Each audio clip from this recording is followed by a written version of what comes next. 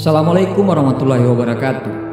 Orang toksik atau beracun sepertinya memang ditakdirkan untuk selalu ada di samping kita. Walaupun kita sudah hindari, tapi tetap saja tiba-tiba ada dalam lingkaran pertemanan kita.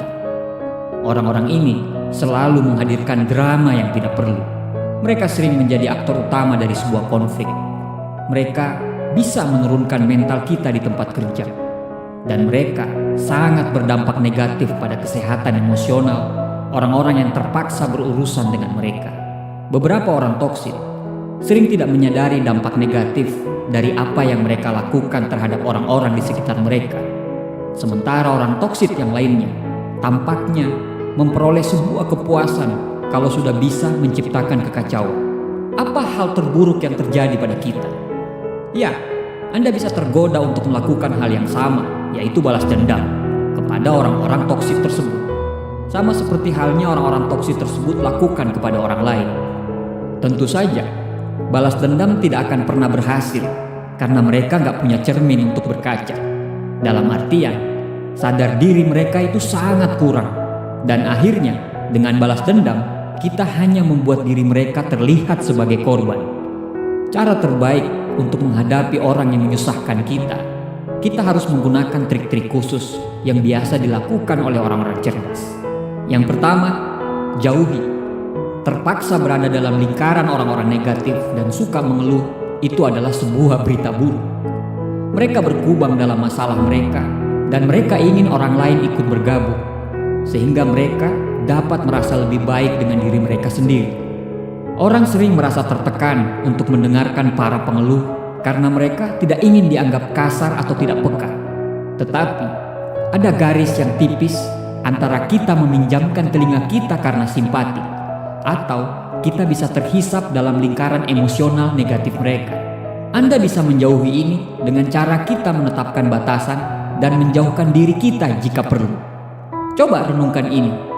Jika orang-orang negatif itu adalah seorang perokok, apakah Anda akan duduk di sana sepanjang hari menghisap asap rokok? Mungkin tidak, karena Anda pasti akan menjauhkan diri Anda. Itu hal yang sama yang harus Anda lakukan terhadap orang-orang toksik tersebut. Nomor 2, buat pembatas. Pengaruh negatif, si pemalas, si tukang ngeluh, tidak bisa kita hindari dalam pergaulan maupun lingkungan pekerjaan kita. Tapi, kita harus bisa mengenali mereka dan mengenali perilaku mereka. Gampang kok mengenalinya, pakai hati dan pikiranmu. Hal ini akan menjadi bekal untuk kita untuk menghadapi mereka dan kapan kita bisa menghindari mereka. Jika Anda membiarkan hal tersebut terjadi secara alami, Anda pasti akan mendapatkan diri Anda akan terus-menerus terlibat dalam percakapan yang menyusahkan dan pastinya sangat menguras energi positifmu. Tetapi, jika Anda menetapkan batasan dan memutuskan kapan dan di mana Anda akan terlibat dengan orang-orang tersebut dan kapan Anda harus menghindari mereka, Anda akan sangat gampang menghindari suasana yang tidak enak. Nomor 3, jangan terpancing untuk berbagi rahasia dengan mereka. Orang-orang toksik akan dengan senang hati untuk berbagi rahasia terdalam dengan orang lain agar terlihat menarik di mata orang lain. Dan mereka akan sangat dengan senang hati menghakimi dan bergosip tentang orang-orang di belakang mereka. Jika Anda bertemu dengan orang yang suka gosip dan membicarakan orang lain di belakang mereka, jangan tertipu dengan berpikir bahwa mereka bergosip dengan Anda hanya karena mereka menyukai Anda dan mempercayai Anda. Mereka akan dengan mudah mengkhianati kepercayaan kita. Orang-orang toksik akan sering berbicara dengan Anda tentang seseorang dengan harapan Anda akan setuju dan suka dengan mereka. Kemudian, mereka akan pergi dan memberitahu orang lain apa yang Anda katakan. Ini akan menciptakan gesekan antara dua orang yang membuat orang-orang toksik itu bisa memegang kendali permainan. Ini adalah teknik mereka untuk mendapatkan teman dan kita jangan sampai terlena dan tertipu. Nomor 4, jangan menjadi mangsa dari merasa kasihan.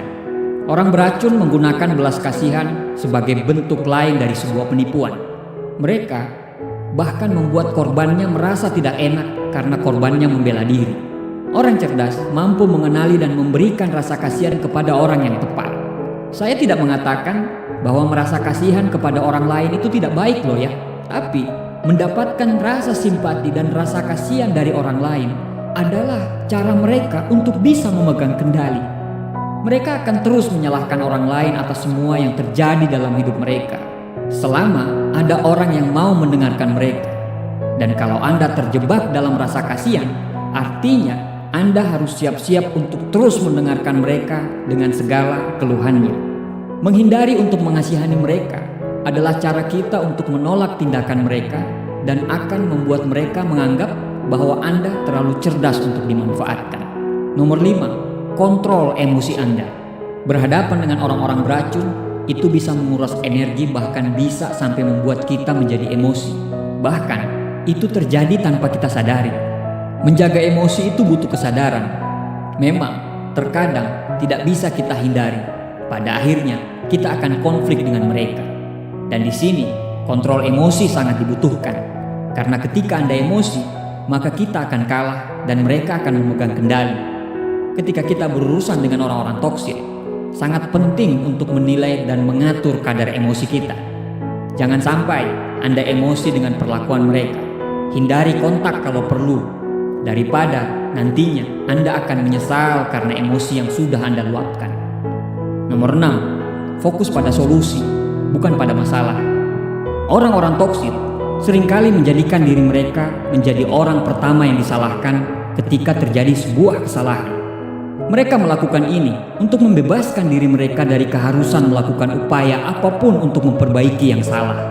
Sangat mudah untuk membenci sesuatu dan menyalahkan orang, tetapi jauh lebih sulit untuk membuat sebuah perubahan. Orang yang cerdas akan mengelak dari kekuatan orang-orang toksik. Orang-orang cerdas akan selalu mencari solusi dari suatu masalah, daripada hanya berfokus pada pihak yang salah. Ketika Anda membantu mencari sesuatu yang benar, walaupun entah Anda ada hubungannya dengan hal itu atau tidak, hal itu menunjukkan bahwa Anda itu seorang penyayang, peduli, dan setia. Dan hal ini akan selalu bisa mengalahkan orang-orang toksik. Nomor 7, habiskan waktu bersama teman-teman yang setia. Sangat penting untuk mengembangkan jaringan dukungan yang kuat dari orang-orang yang setia dan dapat dipercaya. Orang-orang cerdas tahu bahwa mereka tidak harus menjadi teman dari semua orang, dan tidak semua orang pantas mendapatkan persahabatan mereka. Pada gilirannya, mereka akan menghargai kesetiaan dan kepercayaan teman mereka dengan menunjukkan bahwa itu akan bekerja secara dua arah atau simbiosis mutualisme. Persahabatan dan kesetiaan sejati adalah salah satu komoditas paling langka dan paling berharga yang pernah kita miliki dalam hidup. Jadi, jangan biarkan ini dirusak oleh orang-orang toksik, negatif, dan tidak dapat dipercaya. Nomor 8, jangan buang energi untuk konflik yang tidak ada gunanya. Beberapa orang toksik menganggap bahwa konflik adalah sebuah kebutuhan. Mereka bersedia untuk berdebat dengan siapapun. Dan yang lebih buruk lagi, seringkali pembahasan yang diperdebatkan itu tidak ada gunanya. Dan bisa ditebak konflik tersebut dari siapa yang memulai. Yang mulai adalah orang-orang toksik tersebut. Orang-orang toksik tidak memiliki keinginan untuk berdebat secara sehat dan mencari kata sepakat. Sebagai orang-orang cerdas, kita harus mengenali itu. Saran terbaik dari saya, Anda harus melepaskan diri dan mengabaikan saja semua keinginan untuk berdebat dengan orang-orang toksik tersebut. Tidak ada gunanya, yang ada hanya emosi dan menguras energimu. Nomor 9, tetap berorientasi pada tujuan. Orang-orang toksik itu sangat mengganggu. Mereka dapat menyebabkan Anda kehilangan fokus, mental dan emosional Anda akan terganggu ketika mereka menciptakan drama dan membuat sebuah masalah. Lakukan yang terbaik untuk menghilangkannya. Teruslah mengarah ke hal-hal untuk kembali ke tujuan Anda dan selesaikan masalah yang perlu dipecahkan. Orang-orang toksik itu berbagai macam tipe, tapi kebanyakan dari mereka dipastikan tidak bodoh. Dan ketika mereka menyadari bahwa Anda tidak terpengaruh oleh mereka, mereka akan pergi. Nomor 10, ingatlah, Anda punya hak untuk bahagia. Hak Anda sepenuhnya untuk menjadi orang bahagia yang bergaul dengan orang-orang sehat secara emosional. Terlepas dari alasan apapun yang dimiliki oleh orang-orang toksik atas perilaku mereka. Meskipun hampir tidak mungkin untuk mengabaikan terkait apa yang orang lain pikirkan tentang Anda, Anda tidak perlu membandingkan diri Anda dengan orang lain, dan Anda harus bisa menerima pendapat orang walaupun hanya sebesar butiran pasir. Dengan cara ini, tidak peduli apa yang dipikirkan atau dilakukan oleh orang-orang toksik, harga diri Anda asalnya dari dalam diri Anda. Berurusan dengan orang-orang toksik adalah sesuatu hal yang kita semua harus hadapi dalam hidup kita dari waktu ke waktu. Orang-orang toksik ini tampak menemukan banyak cara untuk bisa masuk ke kehidupan orang-orang. Mereka menciptakan drama dan kekacauan untuk memanipulasi orang lain agar sesuai dengan kebutuhan mereka. Tapi, Anda tidak akan membiarkan mereka menghancurkan hidup Anda dan menghambat kemajuan Anda. Insya Allah, dengan menetapkan teknik ini, akan memungkinkan Anda untuk bisa menangani orang-orang yang toksik tersebut dengan lebih efektif. Dan tentunya akan mengurangi kemungkinan efek buruk dari mereka terhadap Anda. Kira-kira, apa yang Anda pikirkan? Bagaimana Anda menghadapi orang-orang toksik tersebut? Mungkin Anda punya kiat-kiat tersendiri. Mungkin bisa Anda tuliskan di kolom komentar. Terima kasih sudah menonton. Assalamualaikum warahmatullahi wabarakatuh.